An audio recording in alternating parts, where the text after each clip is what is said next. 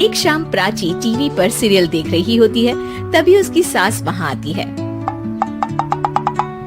अरे सीरियल में तो ऐसे मग्न है जैसे आज रात का खाना पड़ोसी आकर बनाएंगे। मुझे पता ही नहीं था आपने अपने बेटे की शादी पड़ोस में भी की हुई है। मतलब?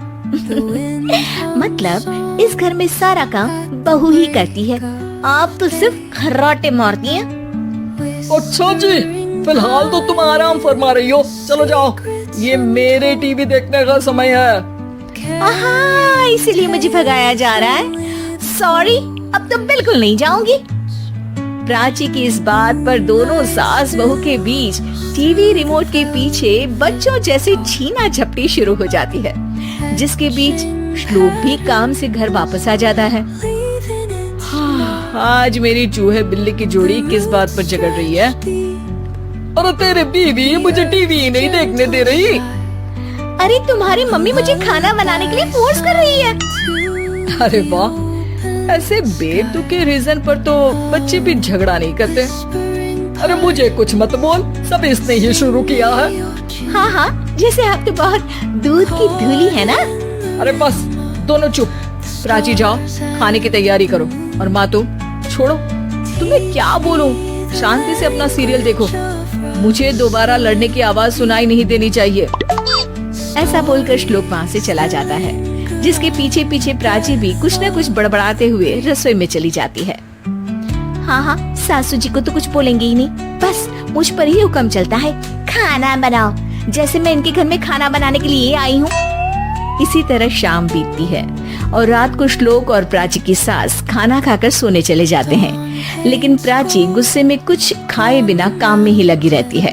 इस घर में किसी को घंटा फिक्र नहीं पड़ता, मैं खाऊं या भूखी रहूं। प्राची कुछ देर के लिए रसोई से बाहर जाती है और जैसे ही वापस आती है तो वहाँ दूध का भरा ग्लास देखकर हैरान रह जाती है। फिक्र पूरी है, बस दिखाना नहीं है। प्राची दूध पीकर सोने चली जाती है और अगली सुबह एक बार फिर सास बहू का कार्टून नेटवर्क स्टार्ट हो जाता है। ये तुमने ही किया है। अरे अजीब जबरदस्ती है, मैं बोल रही हूँ मैंने कुछ नहीं किया। दोनों ने मिलकर पूरे घर को पागल खाना बनाया हुआ है। यहाँ कोई नॉर्मल इंसान तो रह ही नहीं सकता, इसीलिए अब पड़ोसी क्या रिश्तेदार भी घर आने से कतराते हैं। और सुन बेटे, तू भी चंगा, तेरी माँ भी चंगी, तेरी बीवी भी चंगी, रिश्तेदार। हाँ जी, आपको नहीं पता क्या, गंगाधर ही शक्तिमान है, रिश्तेदार ही। हाँ, बस समझ गया। कभी जानवरों जैसे लड़ेंगी तो कभी जुगलबंदी करेंगी। भाई मैं आप दोनों के बीच में नहीं फंसना चाहता। सास बहू की इस मनमौजी जोड़ी से परेशान होकर श्लोक अपना सिर खुजलाता वहाँ से चला जाता है। चलो अब मैं भी कीर्तन में जा रही हूँ। इस पर जैसे ही सास कमरे में अपना पर्स लेने जाती है तो वहाँ नाश्ते की प्लेट रखी देख मुस्कुराने लगती है और नाश्ता करके घर से बाहर निकलते हुए कुछ पैसे टेबल पर रख जाती है, जिसके कुछ देर बाद सिलेंडर वाला घर आता है। ओ मोरी मैया, मैं सिलेंडर के बारे में तो बिल्कुल भूल ही गई थी।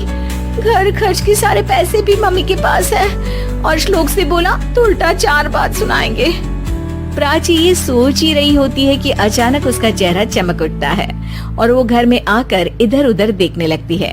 तभी उसकी नजर टेबल पर रखे पैसों पर पड़ती है, जिन्हें वो सिलेंडर वाले को दे देती है। ये सब श्लोक देख लेता है। अच्छा बेटे, इतना बड़ा घोटाला, सबके सामने मैं तेरी दुश्मन और पीठ पीछे तेरी मेरी यारी। इस पर श्लोक एक प्लान बनाता है और शाम को सब एक साथ बैठे होने पर बोलने लगता है।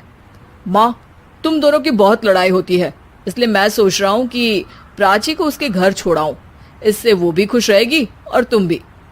अचानक श्लोक की ये बात सुनकर सास बहू शौक से उसकी तरफ देखती हैं। अरे ऐसे कैसे घर छोड़ाओगे, मुझे कहीं नहीं जाना।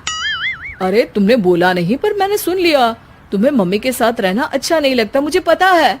अरे वाह, अरे जब बहू खुद कुछ काम बोले तो वो तुझे सुनता नहीं, और अब जो इसने बोला ही नहीं वो तू समझ गया।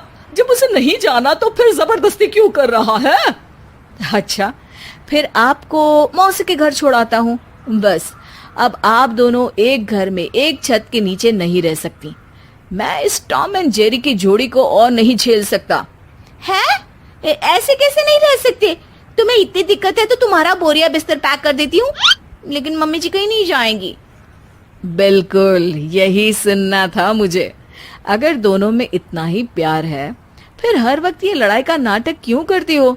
देखा मैंने कैसे माँ किचन में दूध रखती है और तुम उनके लिए कमरे में नाश्ता रखती हो, और कैसे वो पहले ही तुम्हारी दिक्कत समझकर घर में पैसे रखकर बाहर जाती है। अरे भाई, इतना ड्रामा तो डेली सोप में भी नहीं होता जितना तुम दोनों ने इस घर में फैलाया हुआ है। तू हमें टॉम एंड जेरी बोलता है ना, तो याद कर वो दोनों भी एक दूसरे को बाहर वालों की बुरी नजर से बचाने के लिए हमेशा सबके सामने लड़ते थे, लेकिन अकेले में दिक्कत के समय मदद भी तो करते थे। बस हमारा रिश्ता भी कुछ ऐसा ही है। और वैसे भी अगर सास बहू में तू मैं नहीं होती तो दुनिया वालों को कहानियां कैसे मिलेंगी?